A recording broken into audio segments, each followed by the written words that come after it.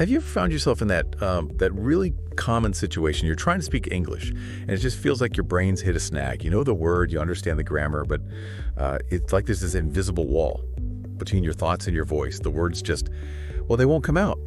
Or maybe they tumble out, but not quite right, not capturing what you really mean. Perhaps you're gearing up for a big exam or, a presentation at work. Or maybe you just dream of chatting confidently with people from, well, anywhere. But that feeling of being stuck, it just hangs around. And we all know the internet is just, it's overflowing with quick tips, ultimate guides. It can feel genuinely overwhelming, right? Trying to figure out what actually works, what cuts through the noise. So if any of that sounds familiar, that frustration, that desire for real fluency, that search for strategies that actually deliver, then you are definitely in the right place today. Because we're not just offering, random advice. We're diving deep into this exact challenge. Yeah, and that feeling you described, that information overload, it's a huge barrier for so many learners. It really is. So our mission in this deep dive is to cut right through that noise, to go beyond just the surface level tips. We're going to unpack 10 really powerful, practical, and I think in some cases pretty surprising strategies. And these aren't just suggestions, They're actionable methods. They're really deeply connected to the basic principles of how humans naturally pick up language. Our goal is to give you those real aha moments, provide a clear, structured path through what often feels like a complex mess, right? Language learning, you should walk away feeling not just informed, but genuinely empowered, with actual steps you can start using today. Okay, let's do that. Let's unpack this. We're going to explore the how and the why behind getting fluent in English. We're not just handing you a list. Think of it more like a roadmap. And the very first stop on that roadmap, a really foundational step for boosting your English skills, is all about consistency. Hashtag unpacking the 10 powerful ways to master English fluency. 1. Practice every day in small doses. The power of consistency, right? So many of us, I think, fall into this trap. We think that to make real progress in English, you've got to block out these huge chunks of time, hours and hours, super focused every single day. It's a really common idea. But that often just leads to burnout, disappointment even. What if I told you that, our research strongly suggests just 15 minutes a day, consistently, applied every day, can make a monumental impact on your English fluency? It almost sounds too simple, doesn't it? It really does. But the source material is clear. It's not really about the quantity of time, it's the quality and maybe most importantly, the regularity of your practice. That's such a critical point because the core idea here, it directly challenges that, that ingrained belief. More time equals better results, which isn't always true. Let's use an analogy that I think really makes sense. Think of your English fluency like a muscle. If you want to strengthen any muscle, right? Yeah. Lifting weights, training for a run. You don't typically hit the gym once a week for like an 8-hour marathon session, do you? No, definitely not. You'd be exhausted. Exactly. Exhausting, probably not very effective, maybe even risky. You'd get inconsistent results at best. So what do fitness experts always recommend? Short, regular workouts. Precisely. Yeah. Consistent short bursts of exercise, maybe 15, 30 minutes daily or every other day. That steady, lower impact work, it builds strength and endurance much more effectively than those occasional super intense workouts. Your English muscle, the language centers in your brain, it responds in exactly the same way. Okay, the muscle analogy clicks immediately. It makes it so clear why consistency beats intensity. But for someone listening who still feels like, really, 15 minutes? Is that enough? What's happening underneath, like psychologically, neurologically? Why are those short bursts actually so effective? Okay, yeah. The benefits there are pretty profound, actually, on both levels. Psychologically, first off, short sessions are just less daunting, much less intimidating. The thought, oh man, I need to study for 2 hours tonight, that can feel paralyzing, right? It often leads to procrastination or guilt if you skip it, avoidance. Really. But the mental commitment, okay, I can definitely find 15 minutes for English today. That feels doable, achievable, even on your busiest days. And that ease of integration, that's absolutely crucial for building habits. Our sources really highlight this. When something feels manageable, you're just dramatically more likely to actually do it. Makes sense. You can find 15 minutes, on your commute, during a coffee break, maybe just before bed.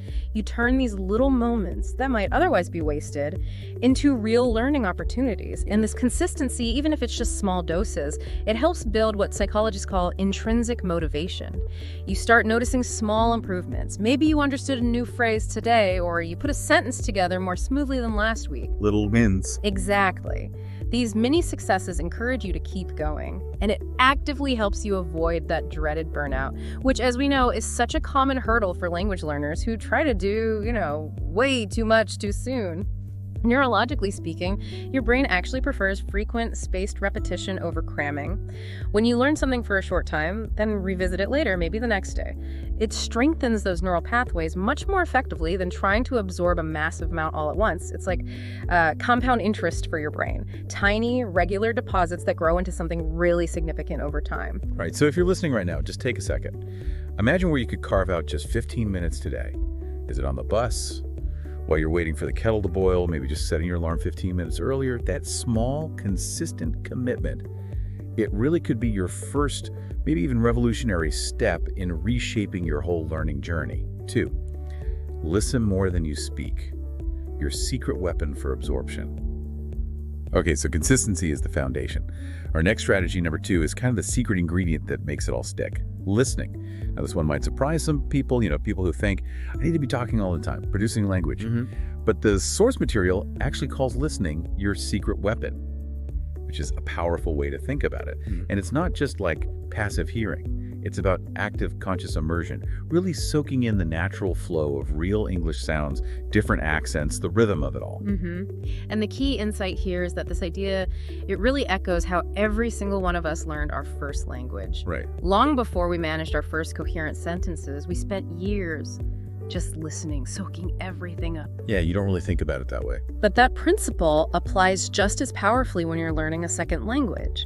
Extensive listening gives you what linguists call comprehensible input. And that doesn't mean just background noise. It means exposing yourself to language that you can mostly understand. Maybe there are some new words, new structures, but you get the gist. Think of it like maybe like a filter. You don't want so much new stuff that you're just overwhelmed, but enough that you're catching things that are useful for you to grow. It's about being in this rich natural language environment where you're constantly picking up clues. Okay, so it's not just about having English music on in the background, which can be nice, but something more deliberate. What are some really practical ways to get this kind of input? And how do you make sure it is comprehensible, not just noise? Exactly. It needs to be more intentional than just background music. Our sources point to several excellent channels. Podcasts like this one are fantastic. They offer such a diverse range of topics, accents, speaking styles. Find something you like. Yes. Choose topics that genuinely interest you. If you love cooking, find a cooking podcast in English. Audiobooks are also great for sustained listening. They can introduce you to more complex stories, vocabulary. YouTube is huge too. Videos, educational stuff, vlogs. They give you crucial visual context, which really helps with understanding, especially early on. And then, of course, the gold standard is listening to actual native speaker conversations, maybe in person, maybe through online language partners, even talk radio sometimes. Now, the key to making sure it's comprehensible, choose content where you understand, say, roughly 70–80% without struggling too much. If it's too easy, you're not really stretching yourself. If it's way too hard, you'll just get frustrated and probably give up. Finding that sweet spot is important. That balance sounds crucial. But isn't there a risk of just hearing things passively? Without really getting it, how do we make sure it's comprehensible, truly sinking in, and not just washing over us? Like, what's actually happening in our brains when we're just listening like that? That's a really important distinction. And it brings us to this fascinating idea of unconscious learning. The beauty of doing a lot of listening is its power for subconscious acquisition. Over time, your brain, without you even consciously trying to break down every grammar rule, just starts to pick up the natural rhythms, the subtle pronunciation details, the sort of melodic patterns of intonation, and loads of idiomatic vocabulary used naturally. It's about building this intuitive feel for how the language sounds, how it works, before you're under pressure to produce perfect sentences yourself. So you're internalizing the patterns. Exactly. You're laying down this really solid foundation for speaking later because you start to develop a sense of what sounds right, what sounds natural. Your brain is like this supercomputer, right? Constantly crunching data, spotting recurring sounds, word combinations, grammar structures. And here's where it gets really interesting, maybe a bit surprising. The sheer volume of language data your brain processes while you're listening, even when you don't consciously grasp every single word, is enormous. This continuous stream of input is absolutely critical for pattern recognition. recognition. This subconscious processing lets it build a really detailed internal model of the language. So even if you only consciously understand, say, 70 or 80% of what you're hearing, that 70-80% is providing incredibly rich contextualized learning material. It forms the bedrock for your future fluency. So honestly, don't stress about catching every single word. Just keep listening consistently to things that you find engaging. 3, speak out loud, even alone. Training your articulatory muscles. Okay, so you're listening more, you're absorbing the rhythms, the sounds of English. But what about actually getting the words out? Our third strategy might feel a bit awkward at first, a little like talking to yourself maybe, but it's incredibly powerful. Speak out loud, even when you're totally alone. So many learners think, oh, I need a conversation partner to practice speaking. And yeah, partners are great, super valuable, but they're absolutely not a requirement for making huge progress. This method is all about training your mouth and your brain to cooperate smoothly, making the physical act of speaking English feel more natural, less of a struggle. Yeah, this really challenges how we usually think about speaking practice, doesn't it? We tend to link it only with interaction. But that misses a really crucial, often forgotten piece. The physiological and cognitive training involved in just producing the sounds and sentences. The core idea here is to actively engage your articulatory muscles. That's your tongue, your lips, your jaw, your vocal cords, everything involved in speech. You need to train them to form English phonemes, those basic sounds of the language and the intonation patterns, which might be completely different from your native language. Phones, like the sound maybe? Exactly. Sounds like the, or certain vowel sounds that just don't exist in other languages. You're literally giving your mouth a workout, like a singer practicing scales or an athlete drilling specific movements. This physical training is vital because, well, speaking is a physical act. That makes so much sense. It's not just mental, it's physical too. Okay, so for someone listening who feels a bit silly talking to the walls, what are some concrete things they can do, some actionable strategies to make this feel productive and less like, well, just muttering to themselves? Right, how to make it feel less weird. There are several really effective solo speaking techniques. First, just read aloud. From anything in English, a novel, a news article, seriously, even the ingredients on a cereal box. Doesn't matter. This lets you practice pronunciation, rhythm, intonation without the stress of coming up with the ideas yourself. You're just focusing on the mechanics. Okay. Second, try narrating your daily activities or describe what's around you in English, like as you're making coffee. Okay, I'm pouring water into the kettle, now I'm turning on the stove, right? The water's boiling. Or if you're cooking, talk through the recipe steps out loud. Commuting, describe what you see out the window. These ordinary moments become fantastic, low-stakes practice chances. Third, just talk to yourself in English about your thoughts, your plans for the day, something you learn. The goal isn't perfection at all. It's just consistent activation and experimentation. And thinking beyond just the physical act of making sounds. Yeah. How does this help with those internal hurdles? Yeah. The fear of making mistakes, that feeling of being judged. Oh, it's huge for that. This method is incredibly powerful for overcoming inhibitions, that pervasive fear of messing up in front of people. When you're speaking alone, there's zero judgment. Right. It's a completely safe, private space. You can experiment with weird pronunciations, try out sentence structures you're unsure about, test new vocabulary without feeling embarrassed or self-conscious at all. This low-stakes environment builds crucial confidence. It makes you significantly more willing to actually speak when you do get the chance to talk with native speakers. It's basically like your dress rehearsal for the real performance. You build that foundational comfort, that muscle memory. And if we zoom out for a second, the implication here is really profound. Actively producing language, even if you're alone, it physically solidifies the neural pathways for retrieving words and speaking fluently. When you actually form a sentence out loud, you're not just thinking it, you're physically executing it. This strengthens the connection between your thoughts and the spoken words. It leads to quicker, more automatic recall, smoother delivery when you're in a real conversation. It's how you start moving from constantly translating in your head to actually thinking and speaking directly in English. 4, learn phrases, not just words, unlocking natural flow. Okay, so you're getting comfortable making the sounds, speaking out loud on your own. How do you start making what you say sound more, well, natural, more like a native speaker?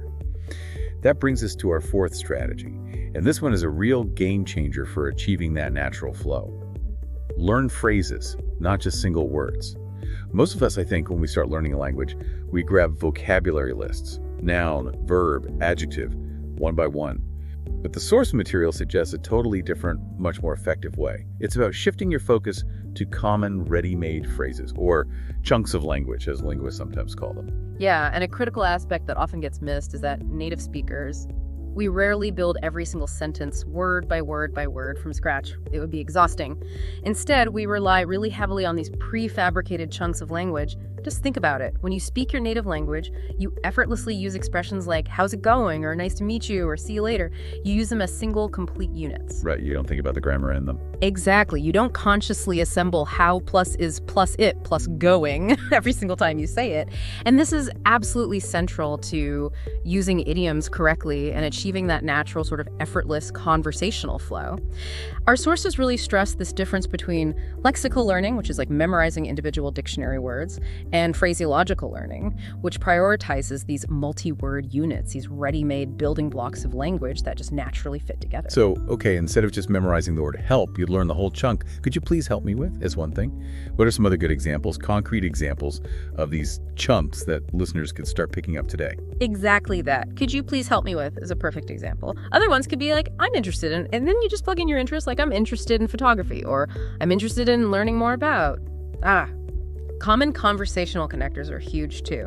Things like, at the end of the day, or, as a matter of fact, believe it or not, on the other hand, even simple greetings and closings, see you later, have a good one, take care.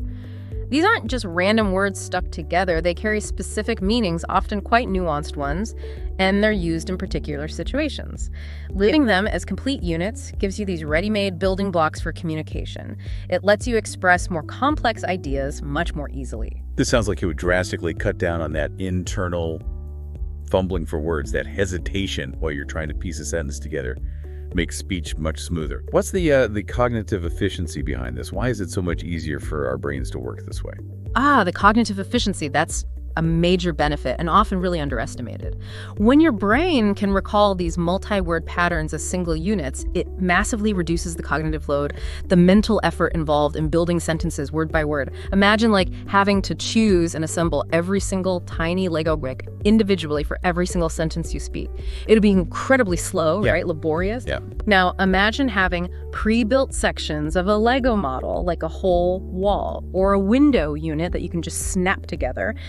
That's what learning phrases does for your speaking. It allows for much smoother, more fluent speech because your brain isn't frantically searching through individual words and complex grammar rules for every single thing you say. It's just retrieving these larger, prepackaged linguistic units.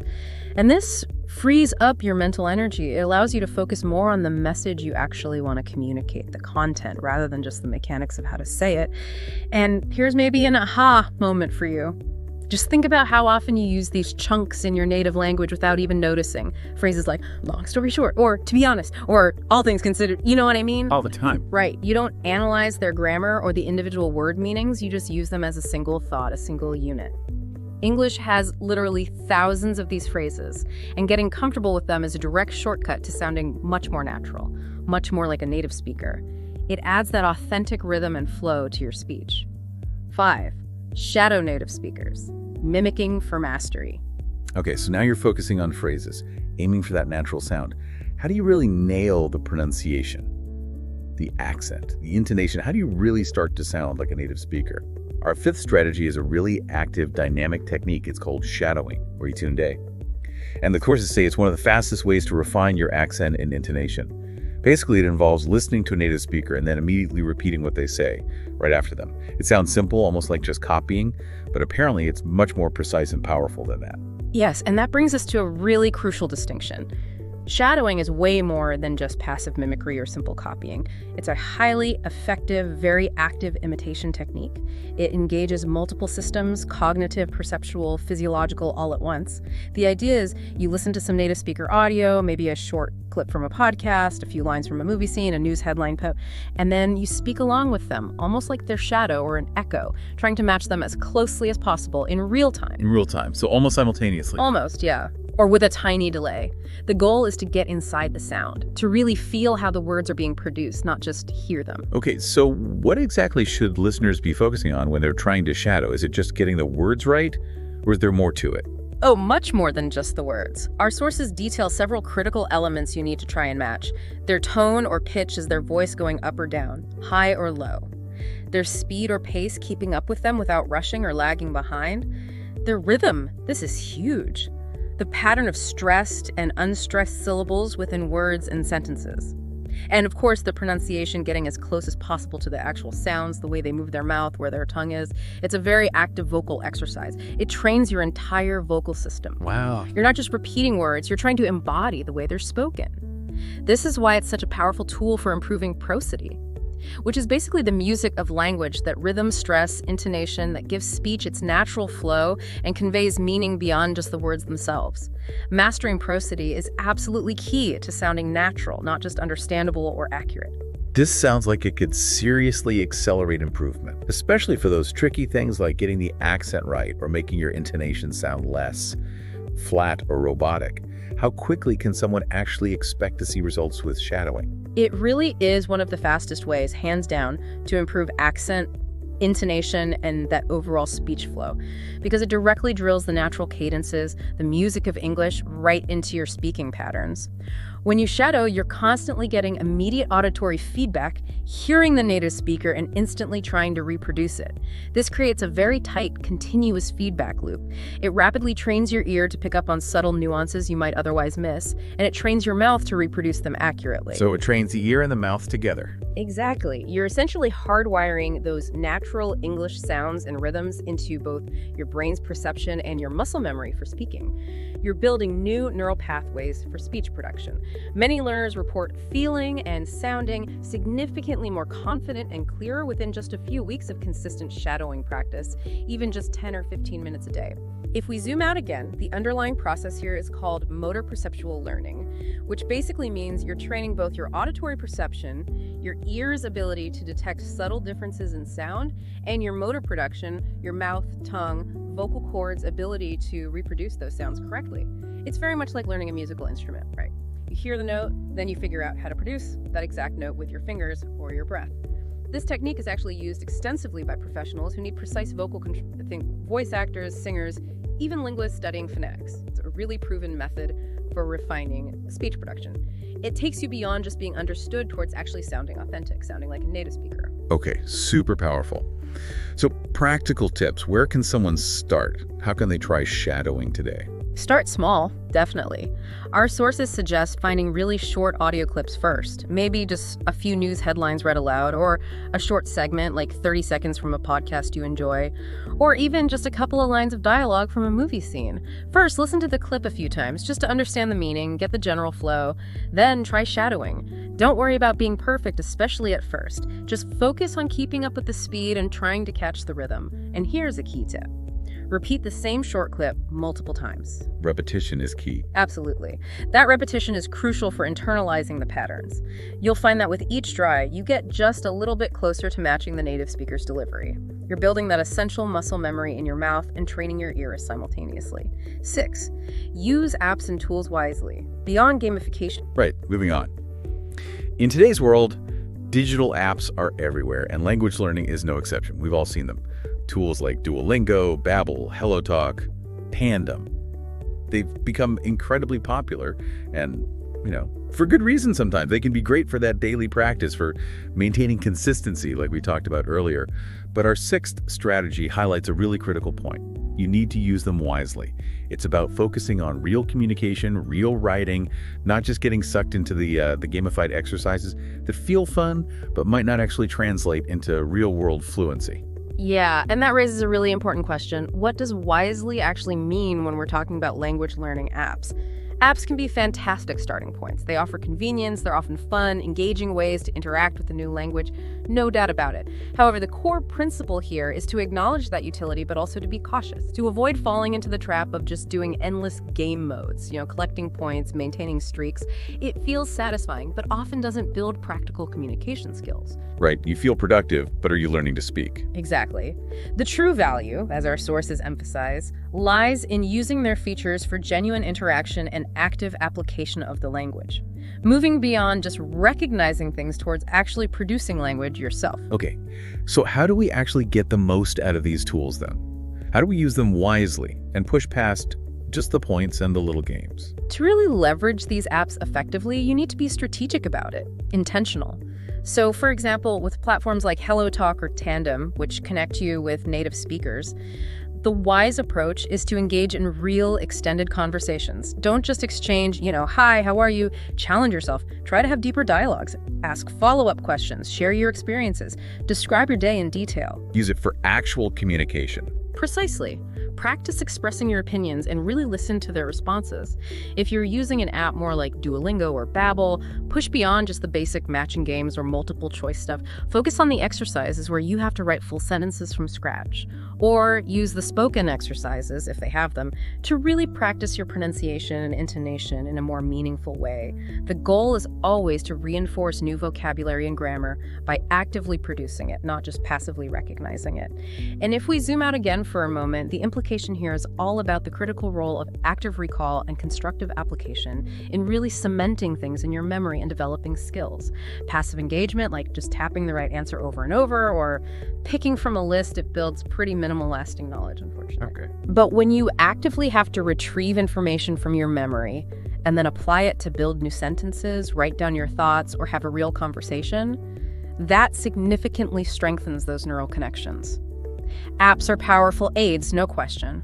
They can be invaluable catalysts for your learning, but they aren't complete solutions on their own. They're tools that enable your active learning and practice. It's so easy, though, isn't it, to just get sucked into hitting next, getting the points, keeping the streak alive. You feel like you're doing something, but maybe not actually learning to communicate effectively. So what's a practical step? What can our listeners do right now? Okay, the listener action here is pretty straightforward. Identify one app you already use for learning English, or maybe one you've been thinking about trying. Then, this week, make a conscious effort. Challenge yourself to find one wise way to use it. So instead of just blazing through a lesson to get the points, maybe dedicate one session to using its features for a real back and forth chat if it has that. Or focus on a more demanding writing task where you have to form your own sentences completely. It's really about shifting from just passive consumption to active communicative creation. 7, keep a daily English journal. Thinking in English, building confidence. All right, our 7th strategy. This one might seem incredibly simple, maybe even a bit old-fashioned in our super digital world, but it is remarkably effective. Keep a daily English journal. The core idea here is just a simple daily practice. Read a few sentences about your day, your thoughts, your plans, whatever, in English. And this is absolutely crucial. It is not about perfect grammar. Let me say that again. Don't worry about perfect grammar. The emphasis is entirely on getting thoughts out consistently and building that direct connection with the language. Yes, and that brings us to a really crucial point, because the main goal of this exercise, it isn't really grammatical perfection, although that will definitely improve naturally over time as a side effect. The primary purpose is to train your brain to actually think in English, and to build your writing confidence in a space where there's no pressure, no judgment from others. A safe space. Exactly. It's a wonderfully low-stakes exercise. It allows for maximum experimentation, maximum freedom to just try things out, make mistakes without worrying. Our sources really highlight this as a direct, organic way to bypass that mental translation step, where you think in your native language first, then try to painstakingly convert it word by word into English. Yeah, that's exhausting. It is. Journaling helps you build a direct pathway, straight from your thought to English expression. Okay, so it's about breaking that translation habit, going straight into English. What are the wider benefits then, beyond just avoiding translation and maybe improving grammar over time? Oh, the benefits go way beyond just grammar. They're significant and pretty far-reaching, actually.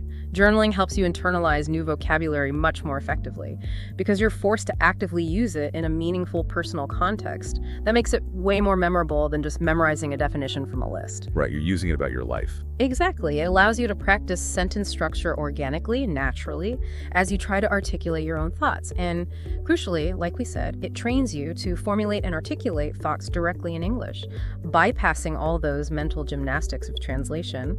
So when you learn a new word or phrase, instead of just memorizing it in isolation, you now have this natural personal context or journal where you can immediately embed it, use it in your writing. This active production helps move language from just passive recognition, oh yeah, I've seen that word, to active usable knowledge. I know how to use this word to talk about my day. And if we zoom out again, the implication here is that this simple practice has some profound cognitive benefits. The actual act of writing, it helps organize your thoughts.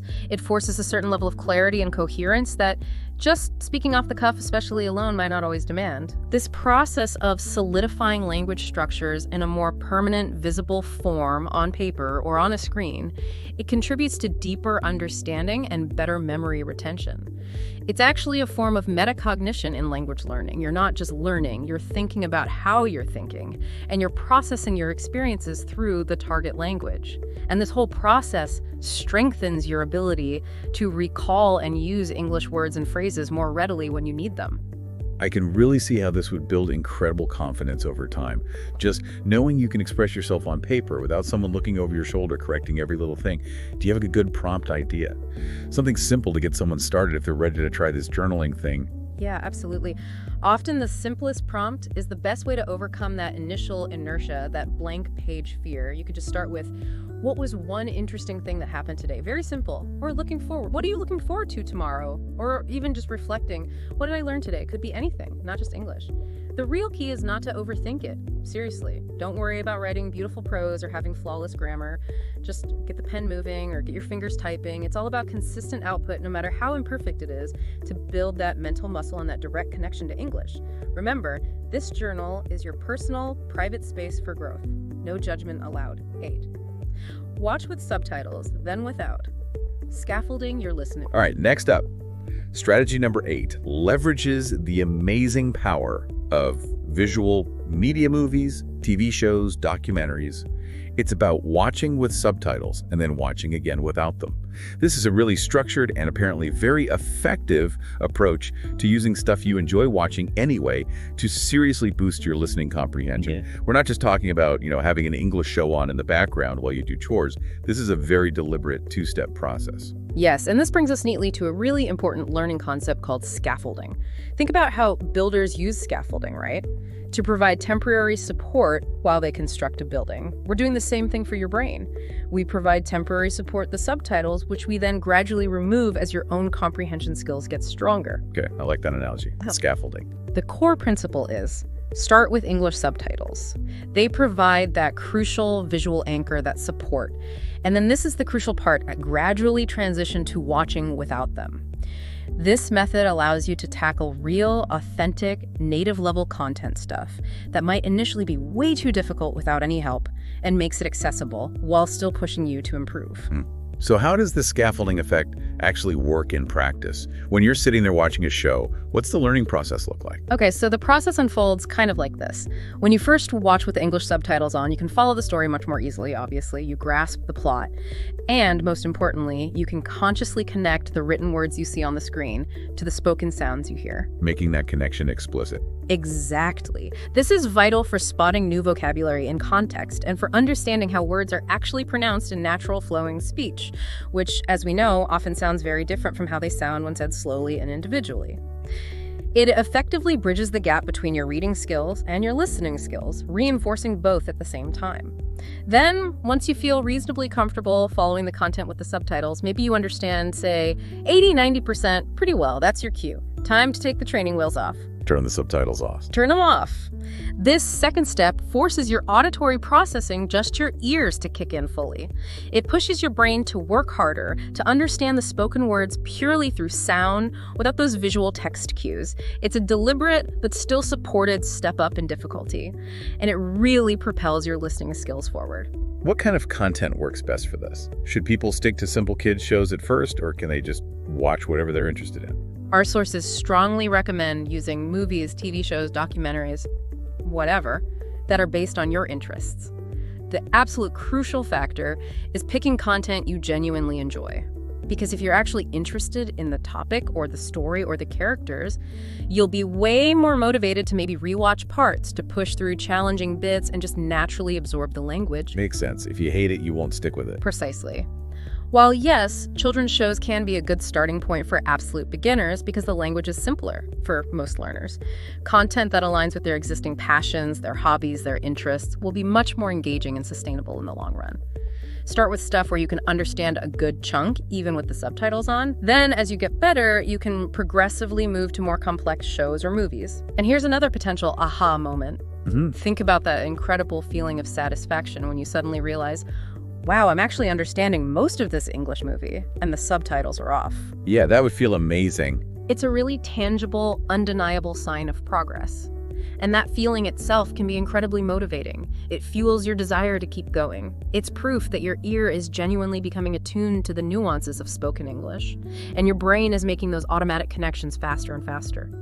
And if we connect this back to the bigger picture of language processing, this method actively trains your brain to do something called segmenting continuous speech. Native speech often sounds like just one long, unbroken stream of sound, right? It can be incredibly hard for learners to even tell where one word ends and the next begins. Word boundaries. Exactly. Subtitles initially help you see those word boundaries and how words often blend together or get reduced in fast speech. Then, by taking the subtitles away, you're forcing your brain to learn to identify unfamiliar words just from the context, and you significantly improve your auditory discrimination. That's your ability to distinguish between similar sounding words, or maybe understand different accents better. It becomes this active process of prediction and verification. Your brain predicts what word might come next, based on the context and the sounds so far, and then it verifies that prediction against the incoming sounds. This builds really effective real-world listening strategies. 9. Surround yourself with English, creating an immersion bubble. Okay, strategy number 9. This powerful way to master English fluency is all about making English just part of your everyday life. Unavoidable almost, but in a good, enjoyable way. It's about deliberately creating an English bubble around yourself. Now, this doesn't mean you have to pack up and move to London or New York tomorrow, not at all. Rather, it means making strategic, small, but consistent changes in your daily environment, changes that dramatically increase your exposure to English. The core idea here is to make English feel less like some foreign subject you have to study and more like a natural, normal, everyday part of your life. Yeah, the key insight here is just how effectively we can simulate immersion, even without actually moving geographically. Our sources really emphasize that by intentionally creating this English bubble, you're making constant, low-effort exposure a daily reality. And this leads to some pretty profound subconscious absorption. It effectively normalizes the language, makes it feel less alien, less other, and more just integrated into your personal world. It really helps transform English from just a classroom activity into a living, breathing part of your environment. That makes perfect sense. So what are some really practical, easy changes someone can make, like right now, today, to start building this English bubble? Oh, there are loads of practical, easy changes you can implement immediately, and they have this great cumulative effect. For instance, a super simple one: change your phone's operating system language to English. Ooh, brave. It sounds small, but think about how often you interact with your phone. You're constantly exposed to everyday vocabulary for settings, apps, notifications, alerts. It's this gentle, constant stream of input. Another great idea: actively follow English-speaking creators or news outlets or maybe hobby groups that interest you on your social media feeds. This ensures your feed is constantly delivering authentic, relevant English content that actually aligns with your interests. It makes the learning passive, yes, but continuous. So your downtime becomes learning time. Exactly. A more creative idea from the sources is to actually label things around your house with sticky notes. Put their English names on them: refrigerator, chair, window, light switch. This subtly reinforces vocabulary in your immediate physical environment every single time you see or use the item. Even just switching your web browser's default language or the language settings in your favorite video games, it all contributes significantly. These aren't huge, time-consuming tasks, right? But they add up to a really powerful, ongoing immersion experience. It really sounds like it's about making English just omnipresent, but in a good way, not in an annoying way. Yeah. How does this consistent passive exposure from these small environmental tweaks actually lead to active absorption and learning? That's precisely it. Consistent passive exposure makes English feel less foreign, more normal, like a natural part of your life. It's not about sitting down for intense study sessions. It's about that subconscious absorption, that normalization. Your brain, as we said, is an incredibly efficient pattern recognizer. It's like a sponge. And when it's constantly encountering English, even if it's just in the background while you're doing something else or during routine tasks like checking your phone, it's still processing. It's internalizing patterns, often without you even realizing it's happening. Learning without trying, almost. In a way, yes. This continuous low-effort engagement significantly increases how often you encounter new words and grammar structures in a natural context, which in turn reinforces everything else you've been actively learning. It helps fill in the gaps in your knowledge, solidify your understanding, and make connections between different things you've learned that you might not consciously make during a formal study session. And if we zoom out one last time on this point, the implication here is that this whole strategy links directly back to our very first point, practicing every day in small doses. These environmental changes are those small doses, just seamlessly integrated into your daily routine. Ah, okay. It closes the loop. Exactly. You're not necessarily carving out extra dedicated time for them. You're ingeniously transforming existing time and existing spaces into powerful, continuous learning opportunities. It's all about making English omnipresent, effortlessly integrated into your personal world, and fostering this sustained natural connection with the language. 10. Be patient and celebrate progress. The marathon, not the sprint. Okay, our 10th and final powerful way to master English fluency. And in many ways, this might be the most crucial one, and maybe the hardest one to consistently practice. It's simply this: be patient and celebrate your progress. Language learning is fundamentally, inescapably a marathon. It is not a sprint. This is often the hardest truth for learners to accept, I think. We tend to expect quick, linear progress, right? And then we get really discouraged when we inevitably hit those plateaus where it feels like nothing's happening. So the most crucial elements here are unwavering patience and, just as importantly, a generous dose of self-compassion. Yes. The key insight here is just how often learners underestimate the huge psychological component that's required for sustaining effort in language learning over the long haul. The core principle emphasizes this long-term, often cyclical nature of language acquisition. It's not a quick fix, it's a journey that requires consistent dedication over a really extended period. And often there will be peaks and troughs in how much progress you feel like you're making. Yeah, those troughs can be tough. They really can. And because of this inherent up and down nature, recognizing and actively celebrating the small wins, no matter how tiny they seem, becomes absolutely vital. Vital for maintaining motivation, vital for preventing discouragement. Without this crucial step, that marathon can start to feel absolutely endless and incredibly draining. That is so incredibly important because it is just so easy to only focus on how far you still have to go. Or worse, to compare yourself constantly to other learners who seem faster. How do we make sure we're actually recognizing those small wins, truly valuing them? You really have to actively cultivate a habit of it, a habit of noticing, highlighting, and genuinely celebrating every small achievement. Did you understand a new word or phrase today, maybe in a podcast or conversation? Something you didn't know yesterday? That's a win. Acknowledge it. Did you manage to get through a short interaction in English? Maybe ordering coffee, asking for directions even if it wasn't perfect. But you did it without switching back to your native language. Absolutely celebrate that. That takes courage. Did you manage to write a coherent paragraph in your English journal today, even if it had a few mistakes, but you expressed a real thought directly in English? That is a huge victory. Yeah. These aren't minor things. They are tangible, measurable signs that you are moving forward. And consciously acknowledging them provides that critical positive reinforcement your brain needs. It's about shifting your whole mindset, moving away from this rigid expectation of constant, perfect progress towards an appreciation of continuous, incremental improvement, however small. And if we zoom out one last time, the implication here delves deep into the psychology of learning and motivation. Positive reinforcement, even when it's self-generated, just you telling yourself good job, it releases dopamine in the brain, which reinforces the learning behavior, makes you more likely to keep going. The brain chemistry. Exactly. It helps cultivate what psychologists call a growth mindset, where you start to see challenges not as signs of failure, but as opportunities to learn and get better. This mindset is absolutely vital for sticking with any complex skill acquisition, like language learning. It's also really common to experience what's known as the plateau effect, where even though you're still putting in the effort, your progress feels like it's just stalled, flatlined. It can feel invisible for a while. The plateau. Everyone hates the plateau. Everyone does. But what's often happening during those plateaus is that your brain is busy working behind the scenes. It's unconsciously consolidating all the stuff you've learned previously and persisting through those plateaus, keeping up the consistent effort even when you don't see immediate results. That is precisely what leads to the breakthroughs, those sudden moments where things just click, or you find yourself understanding something complex that baffled you before. Those breakthroughs are the direct rewards for your patience and your self-compassion during the tough times. It's so true. Sometimes it feels like absolutely nothing is happening for weeks, and then suddenly, almost overnight, you realize you've jumped a huge hurdle. almost effortlessly, it feels like.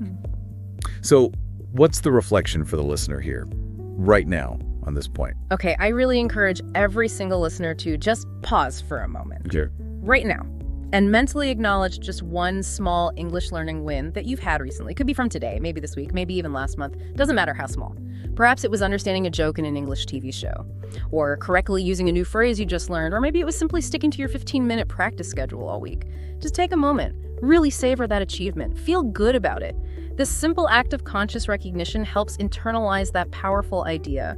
Progress is happening, even if it's incremental, even if it's subtle sometimes. Your consistent efforts really are paying off, and that recognition fuels your motivation for the next step, the next day, the next challenge. It reminds you that every single small step contributes to the big picture of fluency. Hashtag tag outro. And there you have it.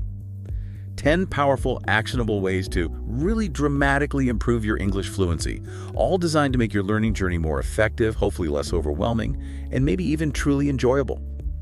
We've talked about the revolutionary power of consistent small doses of practice, shifting your mindset from trying to cram everything in to letting knowledge compound over time. We explored how listening is your kind of overlooked secret weapon for natural absorption, mirroring how you learned your very first language. We dove into the unexpected benefits of speaking out loud, even when you're alone, to train those articulatory muscles and build confidence without any judgment. And we unveiled that cognitive efficiency you get from learning phrases, those chunks, over just single words, unlocking a much more natural flow in your speech. Yeah, and then we moved on to those really active techniques, like shadowing native speakers, that direct path to mimicking natural accent and intonation through motor perceptual learning. We discussed how to use all those modern language apps wisely, pushing beyond just the games to focus on real communication. We uncovered the quiet confidence-building power that comes from keeping a daily English journal, really training your brain to think directly in English. Right. We then looked at that structured, really effective approach of watching shows first with English subtitles, then taking them away, scaffolding your listening comprehension for authentic media. And finally, we explored the truly transformative effect of simply surrounding yourself with English, creating that immersion bubble right in your daily life, seamlessly integrating the language into your world. And of course, wrapping it all up, we concluded with the absolute necessity of patience and self-compassion, reminding ourselves that this really is a marathon, not a sprint. And that celebrating every single step forward, especially pushing through those frustrating plateaus, is absolutely key to sustained motivation and ultimately to success. You know, the overarching message from this whole deep dive is, I think, unequivocally clear. Getting significantly better at English, achieving real fluency, it doesn't actually require these monumental, overwhelming, soul-crushing efforts.